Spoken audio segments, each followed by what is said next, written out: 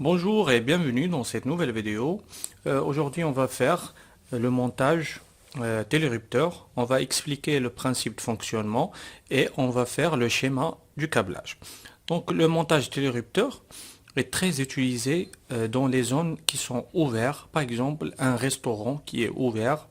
Là, on ne peut pas mettre des interrupteurs mécaniques simple allumage ou bien double allumage.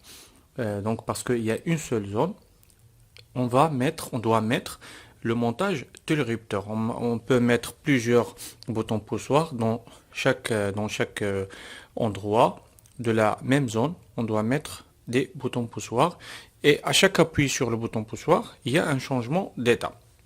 Donc on peut les mettre dans les escaliers, mais c'est inutile parce que les escaliers, il faut un temporisateur. Donc le télérupteur ne contient pas un temporisateur, c'est une bobine, c'est juste une bobine avec un changement d'état, avec un système mécanique qui change l'état à chaque appui. Donc on peut les mettre dans les escaliers, mais c'est inutile parce que l'extinction sera manuelle aussi. Donc il va jouer le rôle du va-et-vient, mais sans temporisation. Voilà. Donc le principe de fonctionnement, à chaque appui sur un bouton poussoir, il y a un changement d'état dans l'appareil télérupteur. L'appareil télérupteur, il il est composé d'une bobine avec un circuit, avec un contact qui va se fermer, un contact normalement ouvert qui va se fermer lorsqu'on va appuyer sur le bouton poussoir. Donc le A1, A2, c'est la bobine, c'est l'alimentation 230 volts. Et le 1, 2, c'est le contact qui va se fermer lorsque la bobine sera alimentée. Donc nous, on va exploiter ce contact pour mettre un circuit d'éclairage ou bien mettre une lampe, tout simplement. Voilà.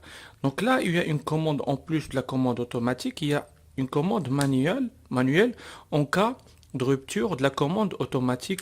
Par exemple, en cas de rupture d'un bouton poussoir, par exemple. Donc là, il y a une commande manuelle. Voilà. Donc le principe, par exemple, on va mettre ce bouton poussoir dans le rez-de-chaussée.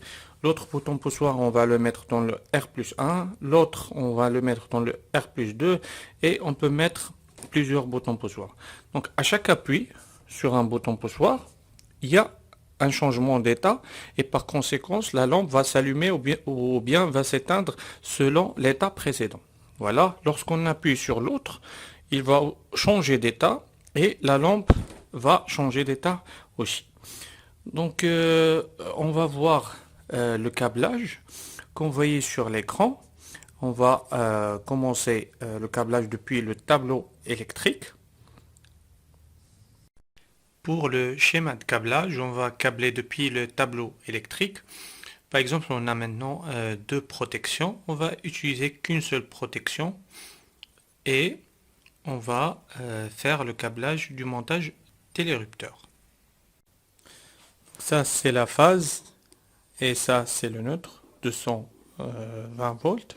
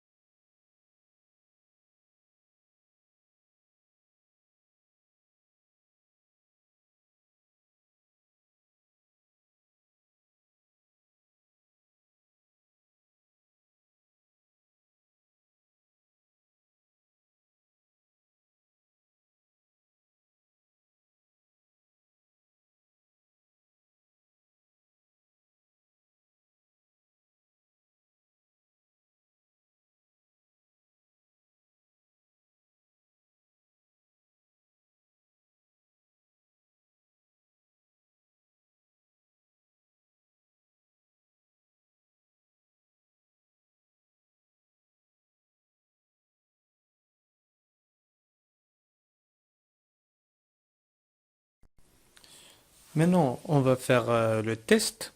Donc, l'appui sur n'importe quel bouton poussoir va commander le circuit d'éclairage. Donc le principe du télérupteur c'est le suivant. On va commander un circuit d'éclairage depuis plusieurs endroits différents. Donc, par exemple, je vais appuyer ici, s'allume, s'éteint. Je vais appuyer ici, s'allume, s'éteint. Ici, et j'éteins par là, la même chose. Donc c'est ça le principe du télérupteur. Voilà. Et vous allez remarquer, donc là, le changement d'état, et je peux faire manuellement allumer le circuit. Et vous remarquez bien le changement d'état ici, à chaque appui. Voilà, et le contact reste allumé par le contact, bien sûr, l'état du contact. La lampe reste allumée par l'état de contact maintenu. Voilà.